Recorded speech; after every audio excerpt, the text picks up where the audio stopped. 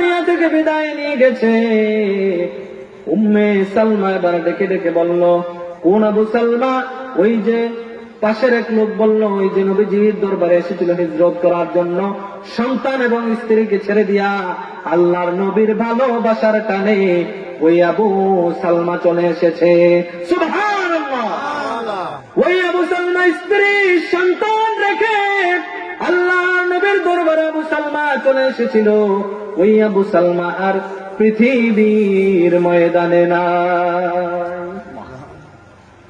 চোখের পানি ছেড়ে দিল স্ত্রী আর সন্তান। তাদের বুঝতে বাকি রইল না যে ওই মহিলার, ওই উম্মে সালমার স্বামী দুনিয়া ছেড়ে বিদায় নিয়ে গেছে। যখন এমন একটা কথা তাদের কানের কাছে আসলো, আরো আগে যখন তিনি জীবিত ছিল, যখন তারা একসাথে ছিল, তখন তাদের মধ্যে একটু কথা কাটাকাটি হয়ে গেল, তাদের মধ্যে একটা দফারফা হয়েছিল। তারা একজন আরেকজন হাতের মধ্যে, একজন আরেকজনের হাতে হাত দিয়ে তারা বায়াত গ্রহণ করেছিল। তারা বলেছিল, শপথ করেছিল।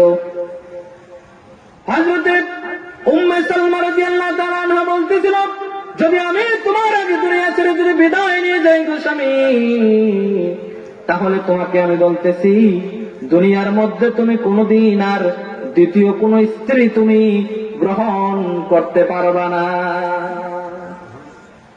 স্বামী যখন অভয় দিলেন, ঠিক আছে তোমার কথাই রইল, যখন তুমি আমার আগে যদি দুনিয়া থেকে বিদায় নিয়ে যাও, দুনিয়া থেকে আমার আগে বিদায় নিলে পরে তোমার আগে যদি আমি দুনিয়াতে থাকি, তুমি যদি আমার আগে চলে যাও, জীবনে কোনোদিন আর আমি দ্বিতীয় কোন স্ত্রী গ্রহণ করব না। এমনিও দেখবেন মহিলারা, মা বোনেরা, দ্বিতীয় কোন স্ত্রী তার স্বামী গ্রহণ করুক, এটা কেউ চায় না।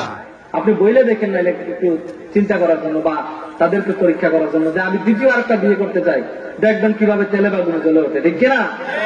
কারণ তারা তাদের ভাগ কাউকে দিতে চায় না, ঠিক কিনা বলে? কিন্তু আল্লাহ রাসূল বিশ্বনবী মুহাম্মদুর রাসূলুল্লাহ সাল্লাল্লাহু আলাইহি ওয়াসাল্লামের জীবনে কয়টা বিয়ে করেছিল জানেন আপনারা? কয়টা? 11টা বিবাহ করেছিল।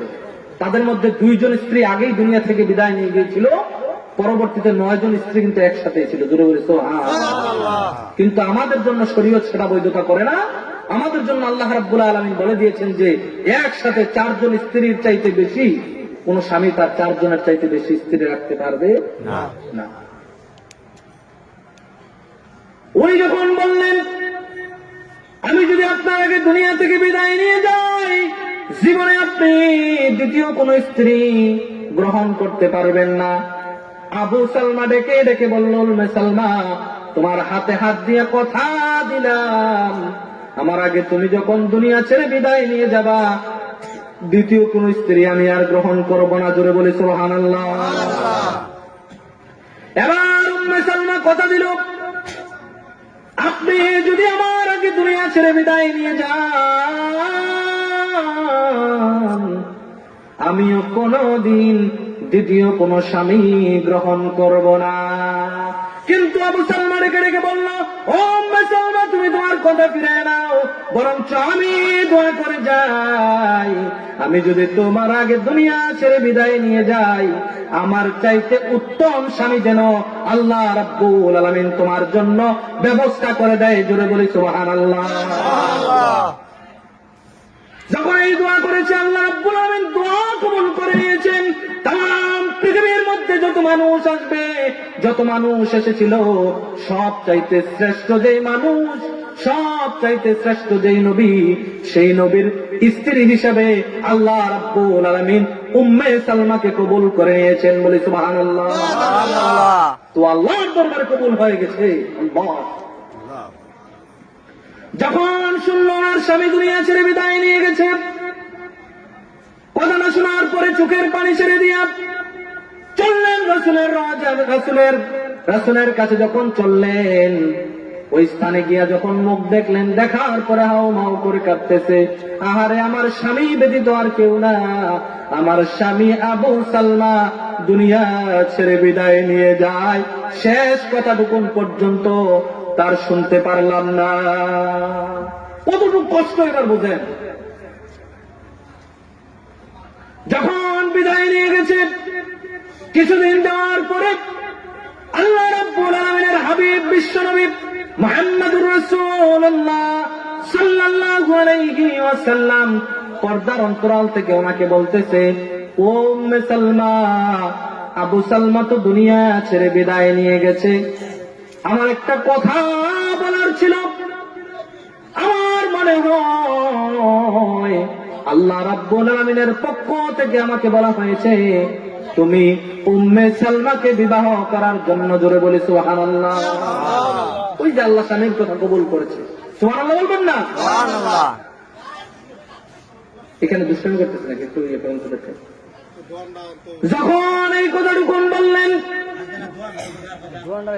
বলার পরে আল্লাহ রাব্বুল আলামিনের হাবিব বিশ্বনবীকে বললেন, ওগো নবীজি, আপনি যদি আমাকে স্ত্রী হিসেবে গ্রহণ করতে হয়, আমার কয়েকটা কথা একটু আপনাকে মেনে নিতে হবে। আল্লাহ রাব্বুল আলামিনের হাবিব বিশ্বনবী বললেন, তোমার কি কথা আছে, কি শর্ত আছে, আমাকে বলো, আমি দেখি পূরণ করার চেষ্টা করব।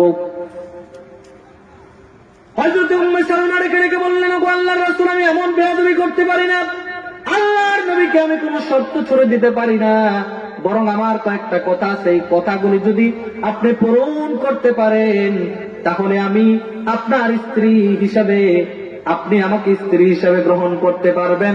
জোরে জোরে বলি সুবহানাল্লাহ। আল্লাহ রাব্বুল আলামিনের হাবিব বললেন, বলো তোমার কি কথা।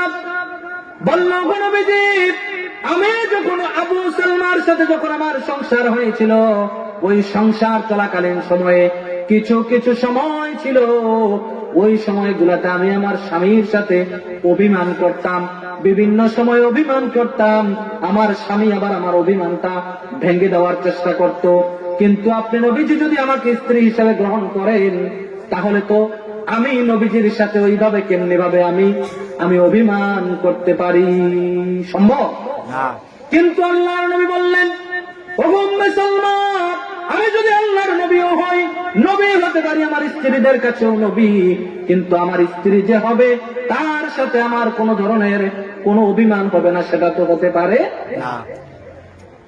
কারণ আমি যদি নবীও হই, আমি কিন্তু তোমার স্বামী, তুমি কিন্তু আমার স্ত্রী, ঠিক কিনা বলেন? যত বড় হুজুরই হই না কেন, স্ত্রীর কাছে কিন্তু হুজুর। কিন্তু আল্লাহর নবী কিন্তু নবী মানতেই হবে, ঠিক কিনা? নবী মানতেও হবে, নবীর কথাগুলিও মেনে চলতে হবে। কিন্তু আমরা যারা ইমাম সাহেব আছি, হুজুর আছি, আমাদের স্ত্রীদের কাছে কিন্তু আমরা হুজুর না।